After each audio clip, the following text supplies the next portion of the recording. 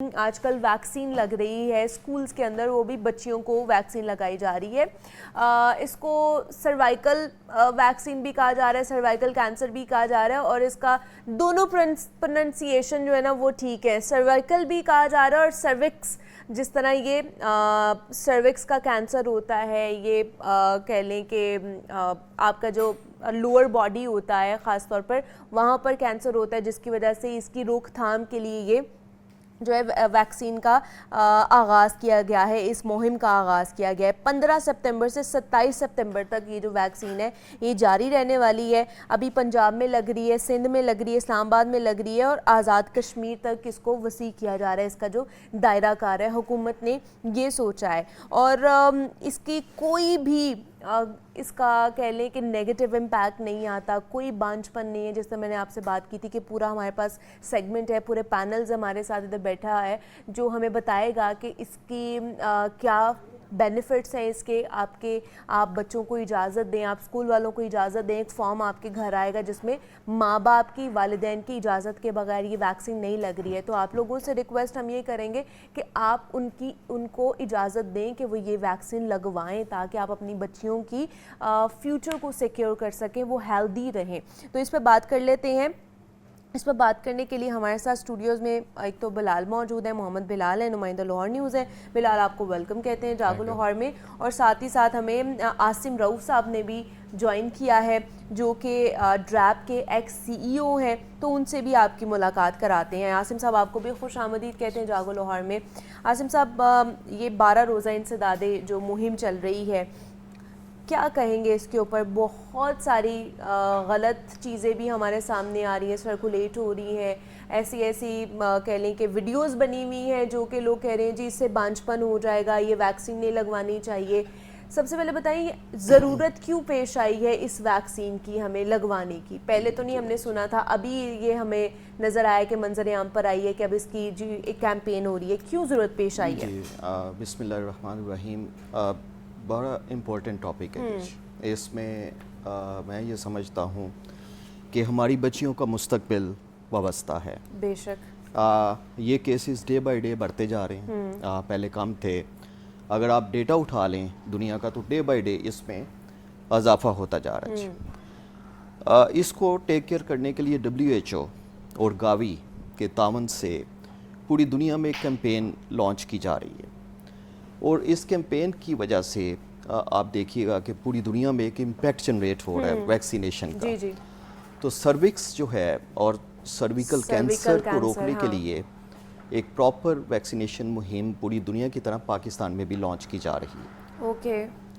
اب دیکھیں کہ جی اس کے ایفیکٹس یا سائیڈ ایفیکٹس یا جو رومرز اس وقت مارکیٹ میں بہت زیادہ ہیں کہ جی انفرٹیلیٹی ہو جاتی ہے، کوئی نیورائٹس ہو جاتا ہے، کوئی سائیکوسس کی کوئی پرابلمس لوگ بتاتے ہیں.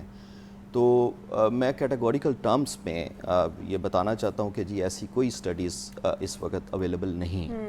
ٹھیک ہے. اور مطلب آپ یہ دیکھیے کہ دنیا کے ایڈوانس کنٹریز سے لے کے اس وقت جو ڈیٹا ہمیں بتاتا ہے 148 کنٹریز اس وقت آؤٹ آف 196 جو ہے WHO اس میں اس کیمپین کو لانچ کیا ہوا ہے، فلی یا پارشلی.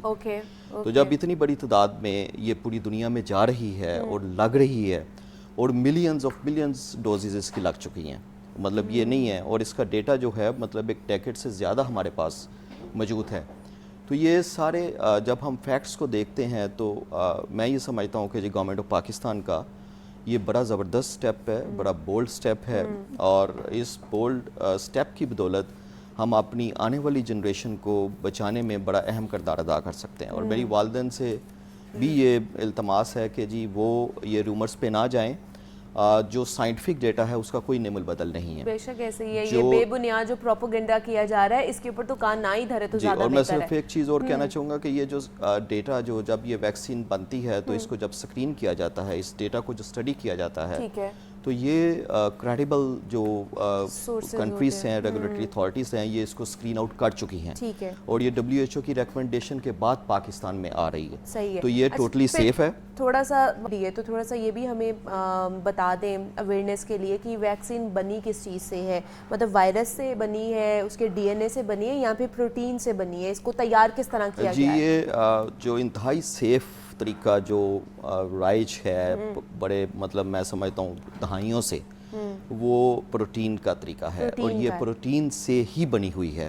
یہ L1 پروٹین ہوتی ہے جو رول پلے کرتی ہے سرویکل ویکسین کے لیے بنانے میں، ایچ پی وی جو ویکسین جس کے لیے ہم یوز کر رہے ہیں، تو یہ پروٹین سے بنی ہوئی ویکسین ہے۔ اس کا بلکہ اس سے بھی کوئی تعلق نہیں جو پہلے کبھی ڈیبیٹ ہوئی تھی کرونا میں کہ جی mRNA، اور دوسری جو لوگ کہتے تھے جی کورونا کو ہی اسی کا وائرس جو ہے نا وہ ہمیں دوبارہ سے اس کو ڈیڈ کر کے جو ہے نا وہ لگایا جا رہا ہے ویکسین کے تھرو، تو اس کے بھی ایسے ریومرز ہیں۔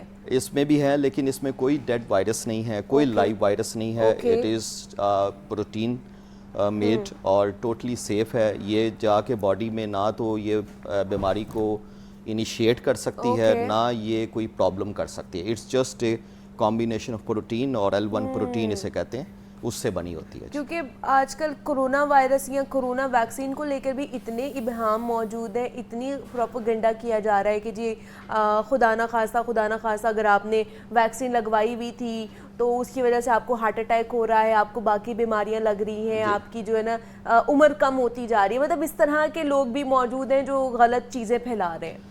دیکھیں اب جب سے سوشل میڈیا آیا ہے تو یہ بہت ساری چیزیں اس طرح مکسڈ یعنی کہ پازیٹیو نیگیٹو چلتی رہتی ہیں۔